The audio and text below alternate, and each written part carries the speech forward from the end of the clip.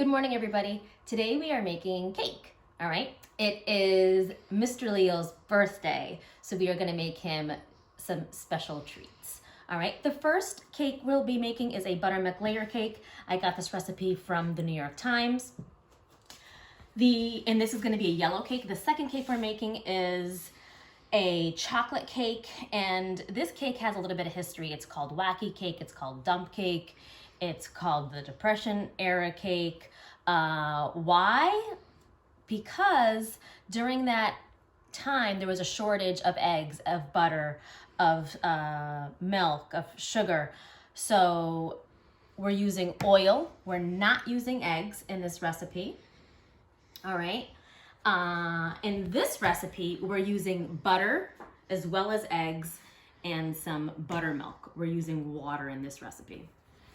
Now, both of these cakes are shortened cakes. What does that mean? They include the addition of a fat, whether that's oil or butter. Now, this is my mise en place out front. Behind the scenes, I do have my ovens preheating, as well as my pans. Now, when you have your pans, you can use some different materials. I happen to have aluminum pans. These are 9 inches in by 2 inches. And I also have a flimsier silicone pan that I bought, okay? And when you use your pans for shortened cakes, you have to do 2 things. First, you have to grease them, okay? And now you can grease them with butter, with shortening, okay, with margarine, any solid fat. I wouldn't use lard because, well, lard is going to impart flavor and you don't want that. Could you use spray? Absolutely. The only problem with spray is that it gets caked on to your materials and it's really hard to get off sometimes, okay? But in a pinch, do I use spray? I do, okay? The other thing that you could do, and listen, that I just a little bit of butter. Listen, I just got my hands moisturized. You're gonna take a little bit of flour.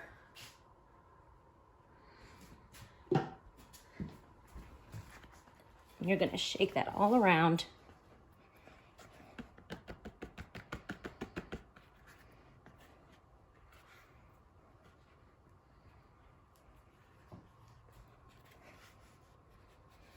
So it gets to the tippity top almost. And you want to just shake out the excess because you don't want the excess. And I'm just going to put the excess on a scraper because I can just use this flour for another use, for more greasing. Okay. Now, this silicone pan is flimsy, so if you're going to use silicone, you have to make sure you use a light, thin pan underneath to give it some stability. So that's what we're going to do. All right. Could you use a square pan? Absolutely. Could you use something a little bit smaller? Yes. Okay. So let's get right into it. Creaming method. We're going to take our butter.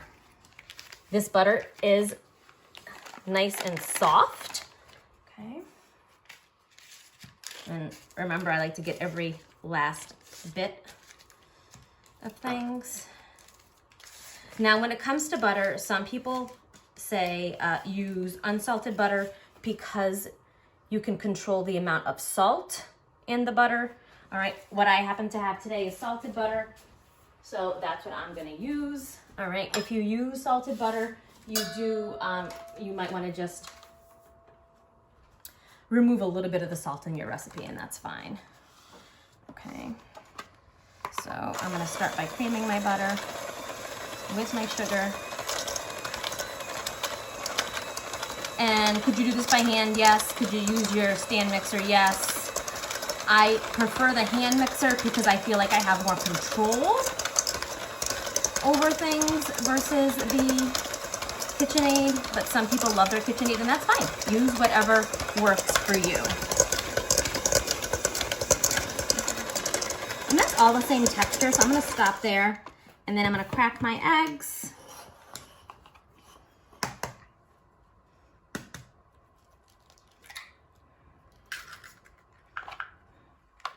Remember, you always want to crack them one at a time, so there's no surprises.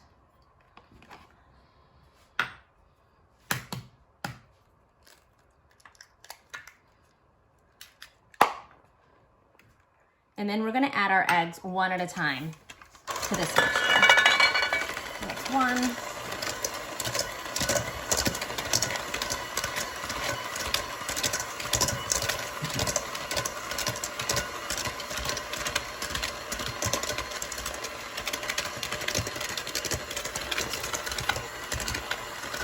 It's fully emulsified. I'm going to add,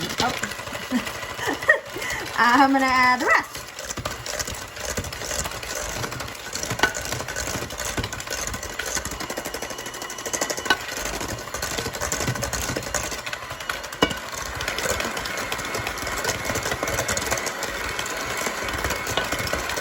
That is emulsified. Now I'm going to add my vanilla. And again, when it comes to cake, vanilla is a flavoring. You can add whatever flavoring you like. All right, this recipe calls for 1 teaspoon of vanilla.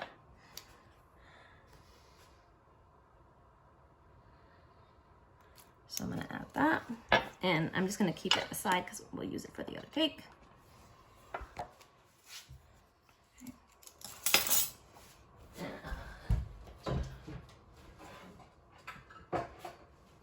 Now, instead of vanilla, you could use almond, you could use peppermint, you could use anise if you don't like the flavor of vanilla, and that's fine. All right, so we're just gonna mix that in really quick.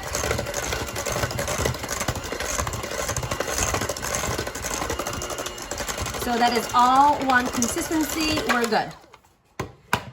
Now, we are going to add our liquid ingredients and our dry ingredients, alternating them, all right? So this one happens to have as its liquid buttermilk, okay? And before I use it, I'm just gonna shake it up a little bit. It calls for 1 cup. And remember, when we measure our liquid ingredients, we want to measure at eye level and we want to practice our squats.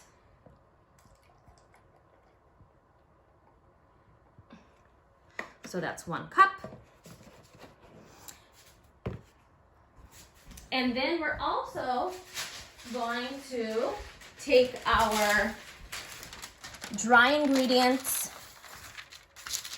and sift it onto a piece of parchment. Now, I just want to mention a few things. These are the dry ingredients for the 2 cakes. In the vanilla cake, I'm using cake flour.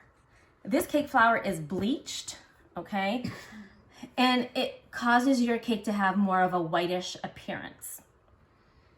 This flour is King Arthur all-purpose flour. You'll notice it is not bleached, so it has more of like a yellow pigmentation in the flour. So when they bleach it, it kind of like takes out those keratin pigments. All right. This one has a little bit of a lower gluten content. This one has a little bit higher. So this flour produces more of a tender cake. All right. And then also in my dry ingredients, I have baking powder, salt, and baking soda. You'll notice I put things in little clumps. This way I know what I've measured. Sometimes you measure something, you take a phone call and you forget. This way, by putting it in little piles, it's all right. All right, so I'm gonna just kind of do this from afar, and you're gonna sift it. Now, when I make bread, I do not sift my flour, but when I make cakes, it's important to sift your flour because you want to aerate the flour because you want a really nice, tender consistency. And the other reason why is this is distributing all of the salts and all of the leavening. So you'll notice in this recipe, we're using both baking powder and baking soda. All right, so the baking soda is gonna react with the buttermilk. And then the baking powder will also help it rise when it's in the oven, okay?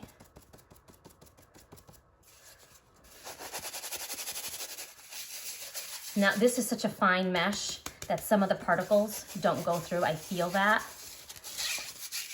But a lot of that's salt, and I want to make sure I get my salt in my recipe, so I'm just going to dump it, okay?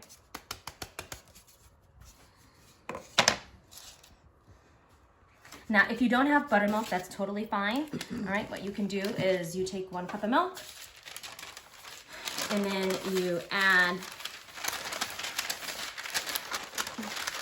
a tablespoon of vinegar, and then you have your buttermilk. All right, now buttermilk used to be what's left over from churning butter, that remaining liquid. It's not that anymore. It's basically cultured. That's added to, this happens to be 1% milk. All right, so it's a little bit different these days. All right, so the next thing that we're gonna do is we're gonna alternate our liquid ingredients, which is our buttermilk. I'm gonna give that a little mix.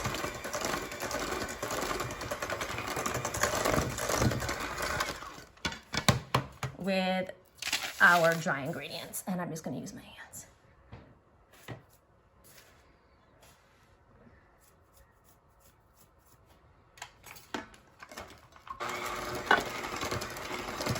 Now, if you don't have cake flour, that's not a problem. This recipe calls for 2 1/3 cups of flour. So what I would do is I would take my King Arthur all-purpose flour, I would measure 2 cups, and then I would take 1/3 cup of cornstarch, and that kind of lowers the starch content of my cake, all right, which is fine. So now I'm gonna add a little bit of my buttermilk. I'm gonna add my flour, and that's why you do it in the parchment. So you can just pick it up and kind of dump it in like that.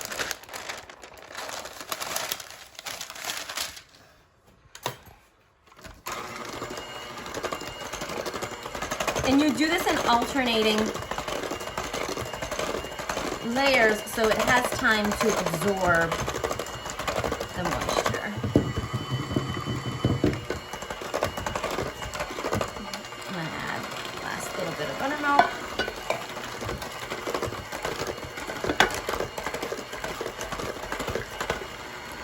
And sometimes you notice you're gonna have to use your spatula.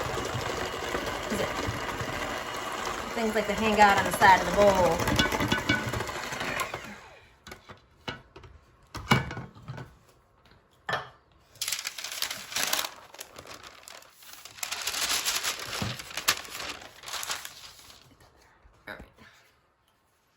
And there's a little bit left of my buttermilk in my container, so I'm going to get all that out.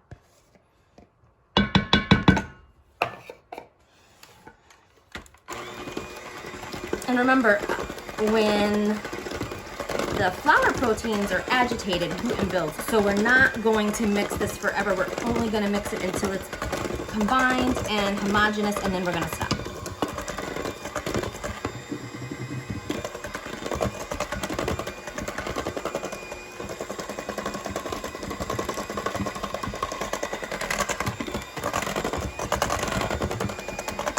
All right, all of my flour is incorporated.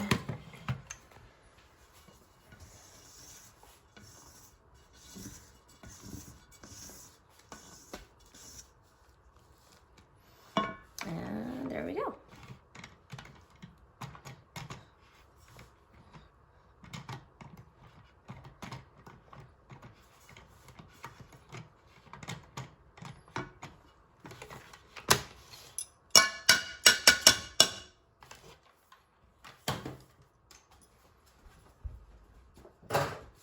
So now we're going to divide the batter into 2 pans. If you wanted to be very particular, you could measure it out, but we're just going to eyeball it, okay? So let's see. 1 there.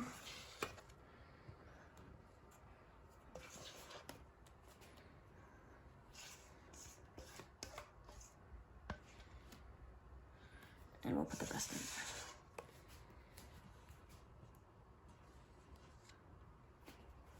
I think this one has a little bit more.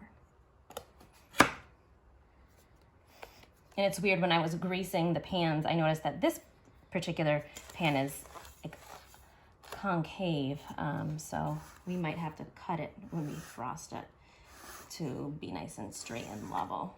All right.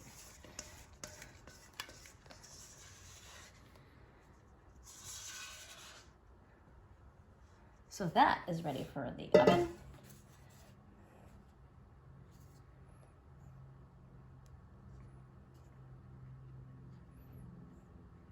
And this was, again, the creaming method, where you cream your sugar with your butter, add eggs, flavoring, and then you alternate your dry ingredients with your liquid.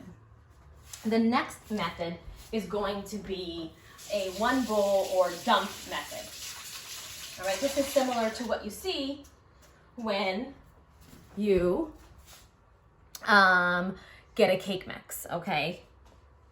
And just make sure that you have preheated your oven to 350 degrees so they can go right in there. But this is gonna be quick, so we're just gonna move along.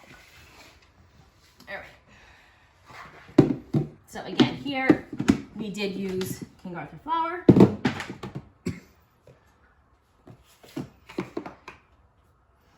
And this is chocolate cake, which means we are using some cocoa powder, okay? This is natural cocoa powder, and if it's natural cocoa powder, it's more acidic, it's lighter in color, which means you're gonna see the leavening agent of baking soda. If you get Dutch processed cocoa, all right, that is gonna be darker in color, it's gonna be less acidic, and you're gonna see the leavening agent of baking powder. Okay, so dump method.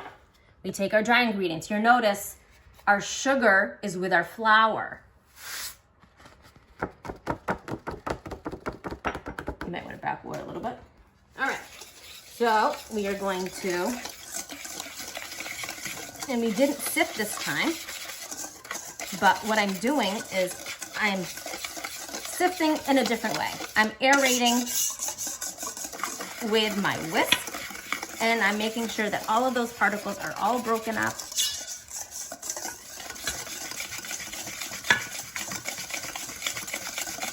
So if you don't have a flour sifter, not a problem. You got a whisk, you can do the same thing. Now, we have some liquids. In this recipe, I have, my liquid is some cold water. Now, again, remember, they did not have a lot of milk, so the liquid in this recipe is water. Again, you're gonna practice your squats. I am there. And you also need some oil. Now, I'm using canola oil. I prefer canola oil over vegetable oil. Vegetable oil, if you look at the ingredients, it really is soybean oil, and some people are allergic to soy, so you kind of have to be careful about that. All right. The other liquid that you could use if you don't want to use water or dairy is you could use just some cold brewed coffee. And that's really nice because it gives your cake a little bit of a coffee flavoring.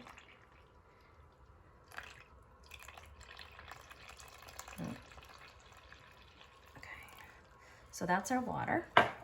We're gonna add our 1 tablespoon of vinegar. I'm just using plain white vinegar. Ooh, that's a little bit more than I wanted. All right.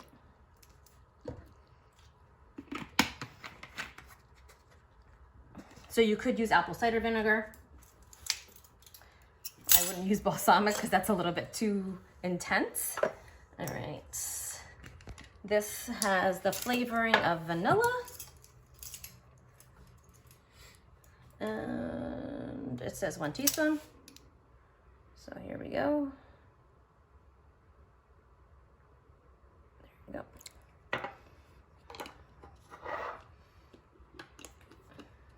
And just going back to the liquids, if you wanted to make this a little bit more of like an adult version or boozy cake, you could take 3/4 of a cup of water and then 1/4 cup of your favorite alcoholic beverage, whether that's rum or bourbon or Frangelico or anything. All right, sky's the limit. The fat in this recipe is 1/3 of a cup. Again, you're going to practice your squats and you're going to pour that at eye level. See, who said baking you didn't get your exercise in? We are getting our exercise in, people. All right. So we're going to add our oil.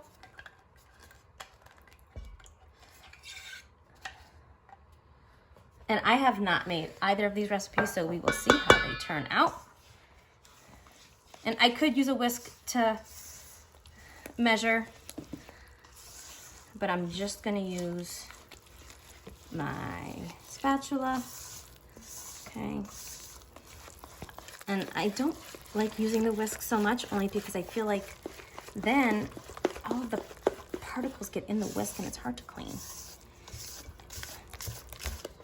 So you're just gonna mix this until you don't see any more lumps.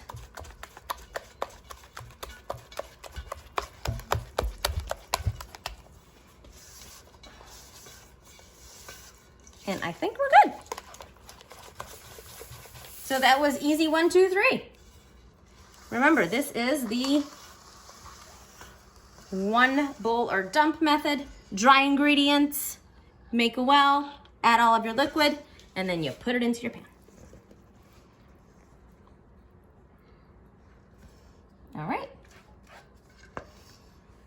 Again, my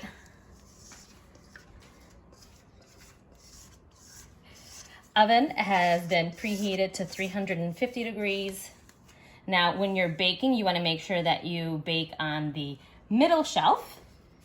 All right, so you allow air to circulate, okay? And I know my oven well, so I know that my oven that I have downstairs is a little bit angled and it's not exactly flush, so that means my cake might be angled when it comes out, and that's okay, because we can always adjust it with a knife.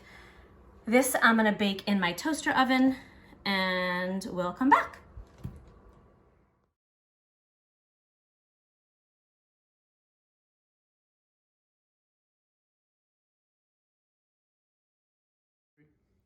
All right, our cakes have come out of the oven. How do we know that they're done? Well, if you touch it, it should spring back, or you can give it the toothpick test. If it comes out clear, you should be good to go. So with a chocolate cake, this is gonna get a whipped cream frosting. So we are gonna put it on a cake board that I have cut. Okay, and I just go along the edges just to make sure it's released. And that's another way that you know your cake is done. It should come away slightly from the pan. All right, so we're gonna just put this in the middle here, and we're gonna flip it. And you notice that it has been cooling on a cooling rack for about 10 minutes before you flip it. And I'm just gonna let gravity take its place there. Now we have our vanilla cake, and you can see this is more prominent how it has released from the pan. Okay.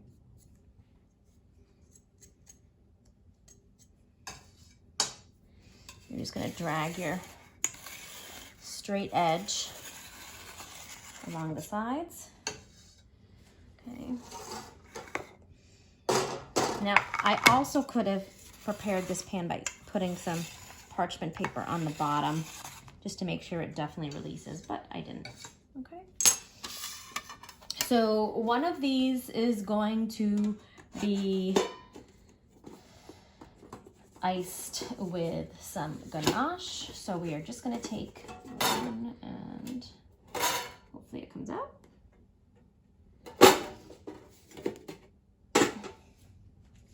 And the other one we're gonna put on a table.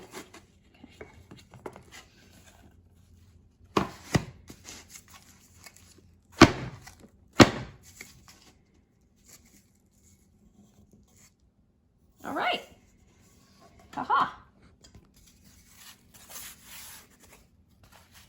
So that is our golden cake that we use the creaming method with. And this is our old-fashioned wacky dump cake. All right.